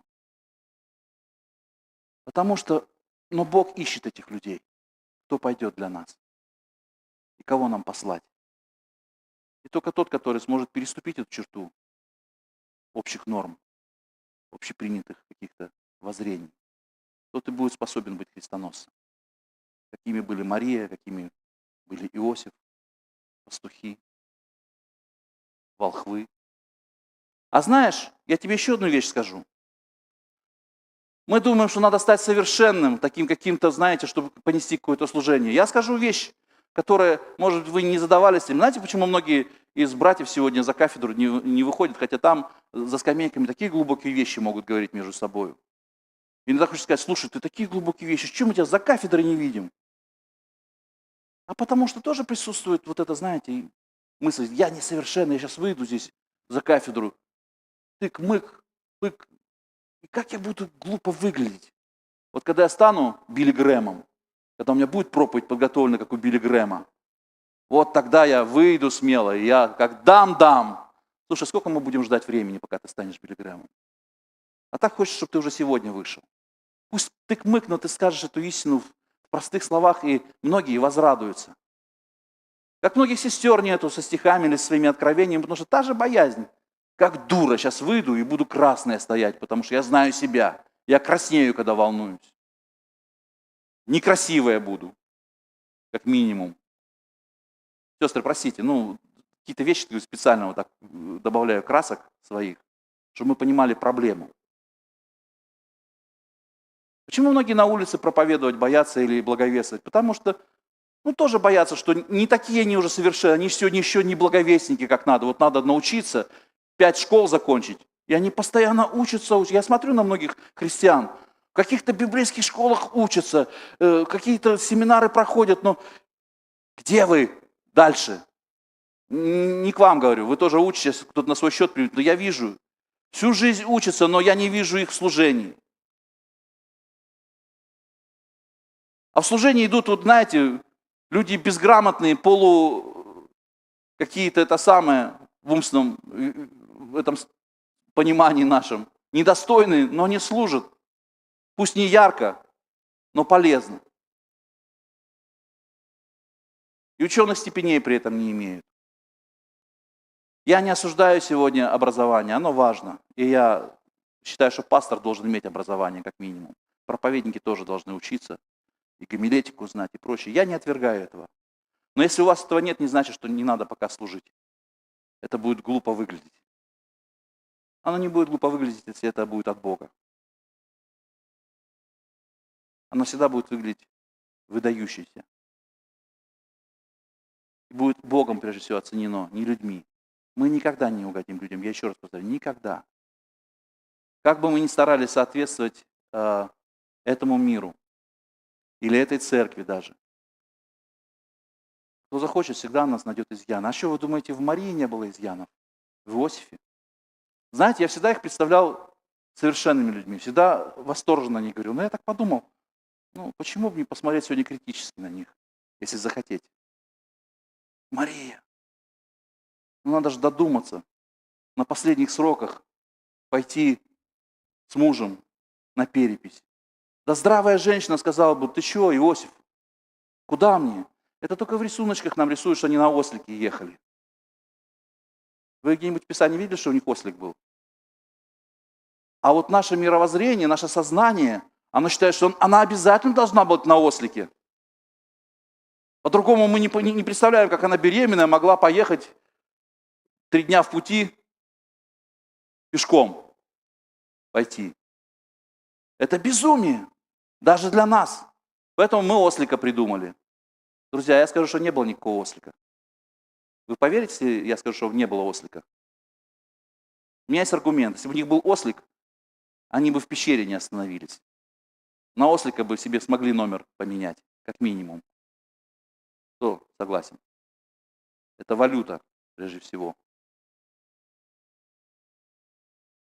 Нигде в Писании никакого ослика нету. И вот она, простите, как дура, на последних сроках пошла за ручку с Иосифом. А Иосиф куда смотрел? Он-то как мог допустить, чтобы жена на последнем сроке с ним поперлась в дальнюю дорогу, да еще и допустил, чтобы она родила в пещере. Что за мужик вообще? Что за мужик? И чего она скандал не закатила ему там возле пещеры? Я не ради этого замуж за тебя согласилась. Если бы я знала, что вот так вот будет. Если захотеть, можно подыскаться. А эти волхвы, да они вообще маги были. Вы представляете, маги, которые астрологией занимались. И их Бог выбрал. Ненормальные. Царей своих побросали, пошли. Если захотеть, можно придраться. Они же еще эту святую чету подставили. Это же надо было, какие они мудрецы, догадаться прийти во дворец Ирода и подставить их под верную погибель. Что, сами не могли? У них звезда была, сами не могли найти то место. В итоге-то им Ирод никак особо и не помог. Он не дал им провожатого, не дал им дорожную карту. Они дальше-то пошли по этой звезде и все равно нашли это жилище и могли бы поклониться, не заходя к Ироду, не вызывать его интерес и гнев. Но больше-то гнев они вызвали чем? Что не вернулись путем к Ироду. Написано, что Ирод, почувствовав себя осмеянным, пришел в гнев, в ярость и послал убить до 2000 младенцев. Вы представляете, что сделали эти мудрецы? Я считаю, что это несовершенные люди. Бог никак не должен был доверить эту миссию этим людям. А пастухи? Ну как можно было вот так беспечно оставить стада на растерзание волков ночью? Чужих, безответственно. Это людей подставить, которые доверили своих животных, бросить их и пойти с пустыми руками пошли. Ну ладно уж, пошли в гости, так вы возьмите с собой что-нибудь, неприлично. Хотя бы того же овечку взяли, баранчика. Но не написано в Библии, с пустыми руками пришли, похоже. Волхвы хоть там подарки принесли. А эти мало того, что стада бросили, еще и с пустыми руками приперлись. Ну как Бог мог этим несовершенным людям доверить эту миссию? Доверить младенца Христа? А знаете, Бог не ищет совершенных. Это я так рассуждал, и я так превозносил Иосифа, и это я так превозносил Марию, и только лучшие качества их выделял. А на самом деле они были простыми людьми, со своими несовершенствами, со своими изъянами, со своими проблемами, неправильным своим мышлением, возможно, где-то. Просто Библия не та книга, которая описывает эти вещи. Но какие-то уже можно заметить. А если бы обо всем писать, то много томов бы Библии было. Это была бы очень художественная книга, которая бы описала все проблемы этих людей. Нам бы было интересно ее читать, потому что нам хочется в этом покопаться. Но как-то сухонько она вообще о них рассказывает. Очень сухонько. И только с хорошей стороны. Нам-то трэша хочется всегда. Драмы. Друзья, мы с вами тоже несовершенны. Не ждите, когда вы станете совершенны и начнете служить Богу. Бог не ищет этого. Иоанн Креститель тут вообще в шкуре на голое тело бегал. С какими-то есеями в пустыне общался. И ел непонятно что. Как Бог вообще мог доверить Иоанну Крестителю знакомство с таким благочестивым Иисусом Христом? Они там и вместе не стояли. Но тем не менее. Он почтен Богом в Писании. Мария почтена Богом в Писании. Иосиф почтен. Волхвы почтены. Пастухи почтены. И все, кто связан с Иисусом Христом, кто есть на страницах Писания, они почтены Богом только лишь уже тем, что они попали на страницы этого Священного Писания. Друзья, мы тоже с вами в одну из книг пишемся. Мы только в конце ее будем читать. Не заботьтесь об этом, что вас здесь нету. Но поверьте, если мы сегодня откликаемся на мнение Бога о нас, и на желание Бога о нас, и о плане Божьем о нас, то мы будем почтены, вне зависимости, как этот мир будет смотреть, и сколько мы потеряем в этом мире, выгоду свою, профпригодность и прочие вещи. Мы только лишь потому христоносцы будем, потому что Бог их доверит и родит нас Христа благодаря вот этим качествам. Я напоследок прочитаю одно место Писания. Их на самом деле больше, но Галатам 1 глава, 10 стих. Давайте мы вместе откроем.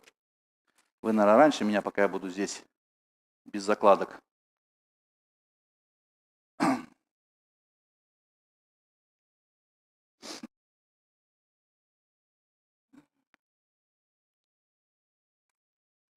Апостол Павел, насколько мы знаем, написал это послание. У людей или ныне я ищу благоволение или у Бога? Людям ли угождать стараюсь? Если бы я и поныне угождал людям, то не был бы рабом Христовым. Я хочу, чтобы этот стих, он остался бы напоминанием нам о том, почему мы рабы Христовы. Мы бы им не были, если бы старались по сей день угождать людям. Мы бы не ходили в церковь, если бы слушали наших, простите, родственников, которые говорят, ну что ты туда ходишь? Время только даром тратишь. Ну лучше побудь с нами, ведь мы же твоя семья.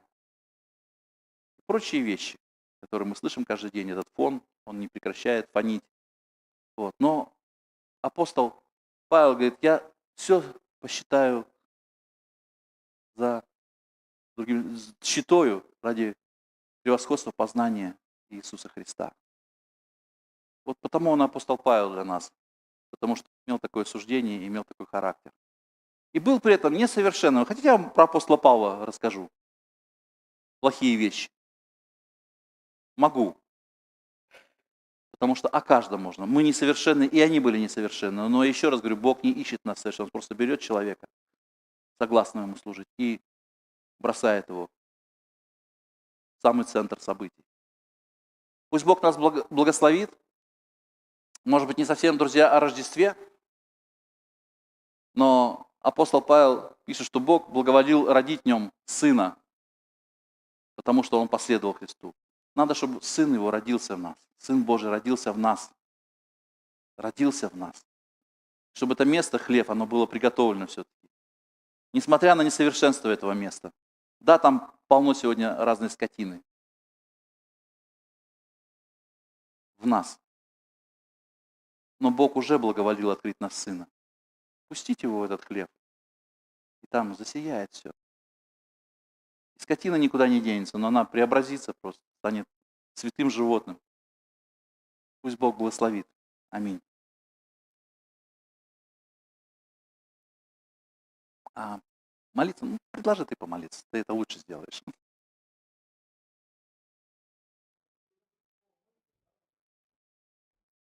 Хотелось бы завершить молитвой. Ну что, такой вот, видите, проповедь, такой взгляд мы услышали. Вот. Помолимся. Помолимся. Ну, так оно и есть. Библия строится на людях, какие и мы есть с вами. Просто у них тоже была одна особенность. Особенность такая, что при всей их неслабости, при всей их немощи, но у них было нечто то, на что Бог, в чем Бог мог их использовать. У них было Божие богопознание, Божий страх, желание служить Богу, верить. И вот Бог эти сердца видел и использовал. Хотя, да, они все были со своими определенными и положительными качествами, и с немощами. И Бог иногда даже наши отрицательные качества использует во благо. Всяко бывает. Поэтому Библия, она уникальна. Уникальна. А совершенство – это только Иисус Христос. К чему мы все и стремимся. Вот. И это есть предел, венец для человека. Поблагодарим Господа. Боже, мы благодарны Тебе, что сегодня мы понимаем, потому что мы все видим, что мы немощны, облечены плотью. Но есть то состояние, которое, Господи, лишает нас возможности этих немощей. Это состояние духа. Но доколе мы еще обременены и связаны в этом теле, мы понимаем, что мы можем жить верой. Верой побеждать, верой служить. И эта вера, Господи, дает нам успех. И тогда наша, Господь, Твоя благодать, она преизобилует нас. И мы способны творить удивительные, дивные дела, и находясь в этом бренном, немощном теле. Потому что мы, как апостол Павел говорим, действуем силою, возлюбившего нас. В нас нет этой способности. Мы по себе не имеем этого источника силы. Но Дух Святой дает нам это изобилие. Дух Святой живет в нас. Дух Святой дает нам эту способность. С чем мы сегодня можем и хвалиться. Павел говорит, я хвалюсь своими немощами. Почему? Потому что через эти немощи видно слава Божия. Через немощи видно сила Божия. Через эти немощи виден Христос, а не я. И мы благодарны Господу, что сегодня Ты нас учишь в этом преображении, чтобы видна была слава Божия через Иисуса Христа. Благослови, Господи, всех нас, когда мы разойдемся с сего места. Благослови на эту новую трудовую неделю. Благослови пути наши, дела наши, Господи. Да будет дальше Твоя милость сопровождать всех нас во имя Иисуса Христа. Аминь. Благослови вас, Господь. А что-то сестра, да?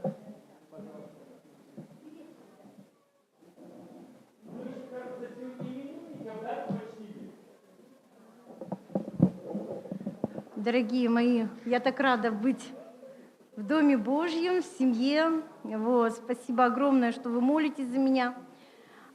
И я ездила в то воскресенье в Дон. Передаю вам привет от Андрея Кудинова. Вот, мы там служили. Слава Богу, церковь у них растет, люди приходят. Вот, и двигаются в Божьей силе, в Божьей славе. Спасибо огромное. И передаю, и я в то воскресенье, мне приглашал Василий Лобанов. Я служила у них, говорила свое свидетельство, слово говорила. Вот что мы делаем, как мы трудимся, и чтобы каждая церковь, она горела для Христа, не только вот приходили, но и служили также тем даром, который Господь дал им. Вот. И скоро у нас Рождество, у меня есть такие открытки. Вот, я могу вам дать, вы можете подарить своим друзьям на работе. Я верю, что вы тоже благовествуйте, где вы есть, и не стесняйтесь о Христе, да, о Рождестве Иисуса Христа. Вот так вот. Спасибо вам огромное за все. Также я тружусь на Ниве Божьей, молюсь, хожу, проповедую и кормлю бездомных. И вчера ко мне звонили 3 ребят, которые в центре, так радостно на душе, то, что у них все хорошо, они передали, у нас все хорошо, слава Богу, мы с Богом, и жизнь их меняется. Вот. И слава Богу за все.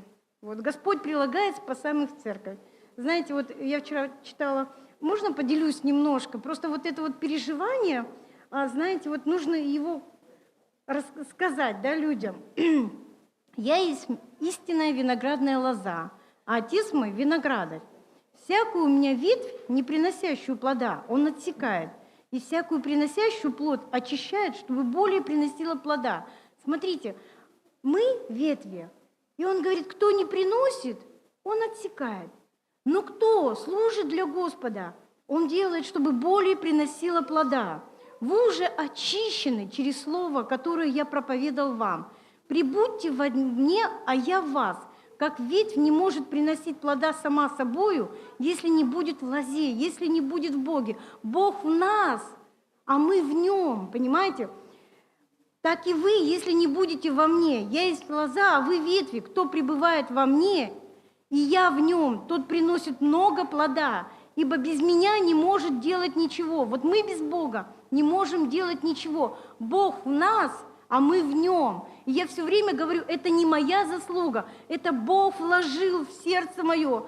Служить Ему, говорить о Христе, ходить в больницы, да, работать на зоне, ездить, да, это Бог вложил в мое сердце, и Бог будет прилагать спасаемых, да, через меня. Он говорит, я буду работать через тебя, если ты будешь делать мое дело. Вот, кто не прибудет во мне, извергнется вон, как ветви, и засохнет. А такие ветви собирают и бросают в огонь, и они сгорают. Кто не будет служить Господу. Если прибудете во мне, и слова мои в вас прибудут, то чего не пожелаете, просите, и будет вам. Тем прославится Отец мой, если вы принесете много плода и будете моими учениками. Как возлюбил меня Отец, и я возлюбил вас, прибудьте в любви моей. Если заповеди мои соблюдаете, прибудете в любви моей, как и я соблюл заповеди Отца моего и пребываю в Его любви. Он соблюл заповеди. Иисус пришел на эту землю, да, пролил свою невинную кровь, да, служил людям. Сие сказал я вам, да радость моя в вас пребудет, и радость ваша будет совершенна. Сия есть заповедь моя, да любите друг друга, как я возлюбил вас. Нет больше той любви, как если кто положит душу свою за друзей своих. Вы друзья мои, если исполняете то, что я заповедую вам.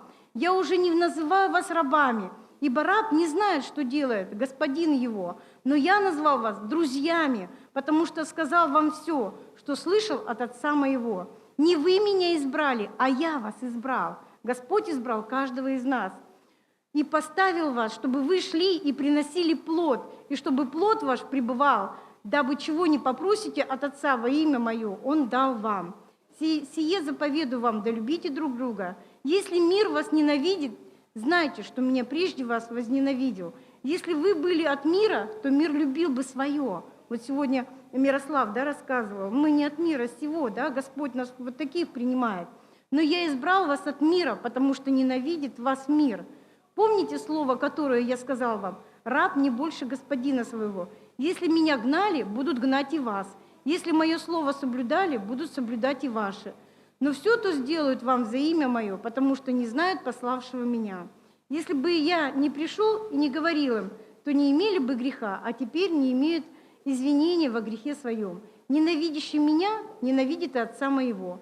Если бы я не сотворил между ними дел, каких никто другой не делал, то не имели бы греха, а теперь и видели, и возненавидели и меня, Отца моего. Но да сбудется слово, написанное в законе их, возненавидели меня напрасно.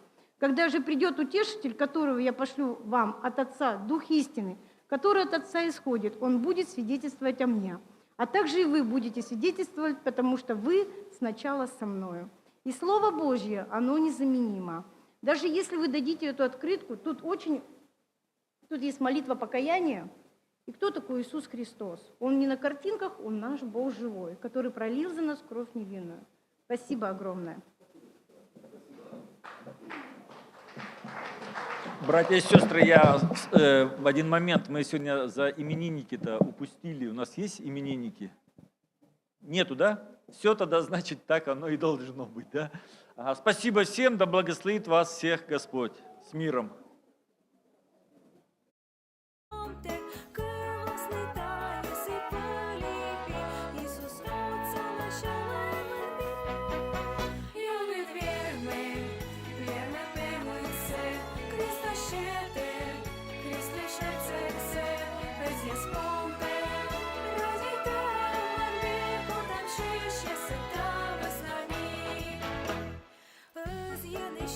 Yes,